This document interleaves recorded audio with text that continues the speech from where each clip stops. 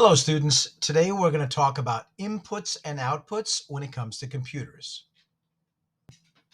So thinking back to our pet recommendation problem-solving activity, if you had to recommend a pet to someone, take a second or so to brainstorm a couple of questions that you would ask them. Now, you might want to know from the person whether they have allergies. Perhaps you'd want to know whether they wanted something furry or scaly. Maybe you wanted to know if they wanted to spend time outside with their pet or inside. All of these things are questions that you might ask someone in order to give them the best pet recommendation.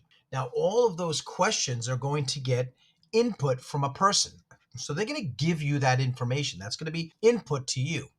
Now, your recommendation to them is going to be output that is based on the input they give you. Computers do very much the same thing. Here's some vocabulary that we'll go over. First of all, you have input, the information that computers get from users, devices, or other computers. So you, as a person who's interacting with a technology, that makes you the user.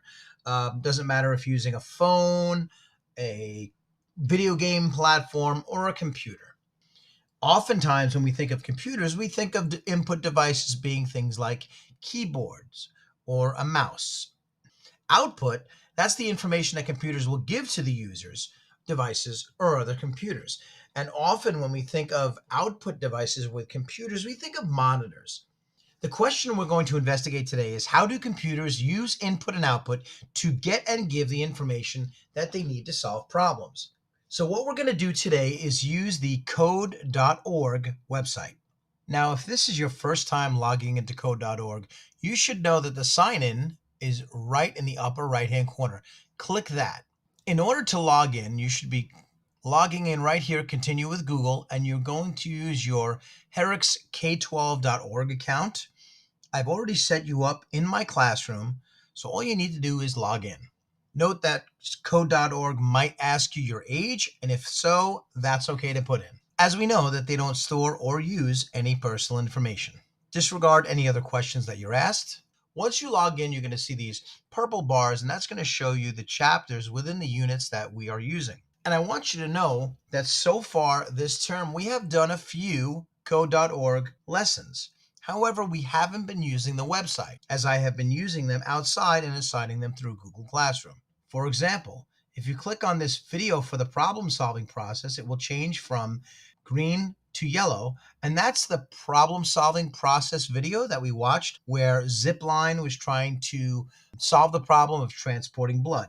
So if I click on that, it's going to bring me straight to that video. And once you finish watching a video or performing a task, it will mark it as completed and it will notify me that you have completed that.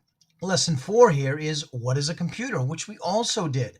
And here we have that video, what makes a computer a computer. And if you remember, we had a couple of developers that were talking to us about what the accepted definition of a computer is, including that person who had designed the original Xbox. So if you click this, you can actually watch that. Once again, I do urge you to watch the videos just so that it marks it complete for you. Today, we're going to be looking at inputs and outputs. And here's our question of the day. Now here there are 1, 2, 3 links on the left-hand side. I see the green is this one. And if I click on it, it's going to bring us to an app called the Pet Chooser app. Now this is simulating a mobile device app, and you can see it kind of looks like a tablet or a phone of some sort. There is a button down here that's marked Run. If I were to click it, this would go into function mode. So it says click here to start, which I'm going to do. Are you allergic to pet fur? Let's make believe I am. Should your pet be cute or creepy?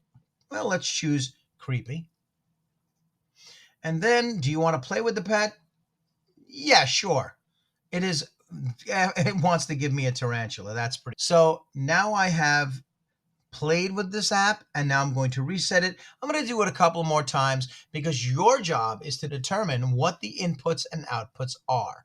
And I have shared with you on Classroom this Google Doc, and it says here, try out the Pet Chooser app, and you see that I embedded a link to the Pet Chooser app. And you're going to fill in here, what are the inputs and what are the outputs?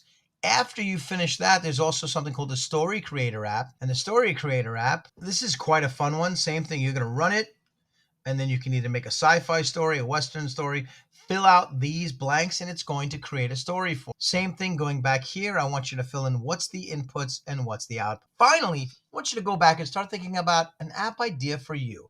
Now, I'm going to say that you're not going to be married to this app idea. You're not stuck with it, but start to generate some type of idea of an app that you'd like to create. If you can think about what that app does, that's amazing. I want you to start thinking about what the inputs might be and what the outputs might be. And once you finish that entire page, you're going to go on to the final app, which is the Improved Pet app.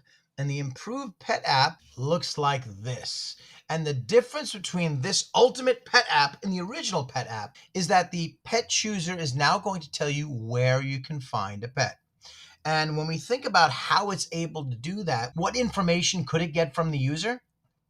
What information can it get from phone sensors? And when I say phone sensors, I want you to think of like location services on your phone. For example, if you're going somewhere and it says find a restaurant near me, if you have location services enabled on a device, it can tell where you are on the earth and find information that's relevant from you. So is that being used from here? And is there any information that's being used from the internet? I want you to run this a few times, and I want you to see if you can identify 1, 2, or 3 of this new inputs that are being used by this new Improved Pet app. Reflect on your app idea. Is there any way that you could use these other sources of input for your personal app idea? Once you're finished with that, I would like you to turn this in. If you have any questions, please comment or email, and I'll do my very best to help you. And I hope you enjoy playing with these apps because they are kind of fun. Thanks.